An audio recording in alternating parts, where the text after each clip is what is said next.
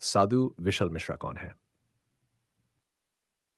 साधु विशाल मिश्रा एक ऐसे व्यक्ति है जिनका जीवन स्वयं साधना का प्रयोग क्षेत्र बन चुका है।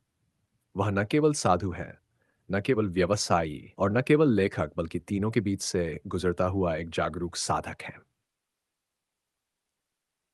योगिक पहचान, योग की भाषा में उनकी स्थिति है ध्याननिष्ठ साधक जिन्हें सविकल्प समाधि के अनुभव हो चुके हैं और जो अब उस अनुभव को दुनिया से भागकर नहीं बल्कि दुनिया के भीतर एकीकृत इंटीग्रेशन कर रहे हैं। उनकी साधना कल्पना नहीं है, प्रदर्शन नहीं है और नहीं किसी संप्रदाय की नकल ये पर आधारित है। निर्विकल्प ग्रंथ के लेखक, निर्विकल्प ग्रंथ कोई पारंपरिक धार्मिक ग्रंथ नहीं है। यह एक प्रक्रिया ग्रंथ, प्रोसेस बेस्ड टेक्स्ट जिसमें साधना के चरण बताए गए हैं, वादे नहीं, जहां निर्विकल्प समाधि को लक्ष्य नहीं बल्कि उपकरण माना गया है। इस ग्रंथ की खास बात, ओपन क्वोट, यह अहंकार को बढ़ाने वाली आध्यात्मिक भाषा से बचता है और साधक को वापस जीवन, जिम्मेदारी और कर्म में लौटाता है। Close coat.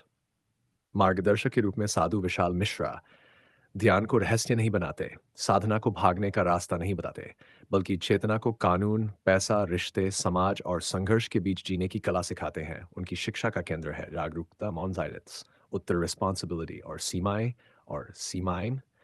और कर्मयोग। mumgroom.com के माध्यम से उन्होंने दिखाया कि साधना और व्यवसाय विरोधी नहीं है। आध्यात्मिक व्यक्ति भी नियमों, कर्मचारियों, तकनीक और सेवा के साथ काम कर सकता है। ये शुद्ध कर्मयोग का उदाहरण है।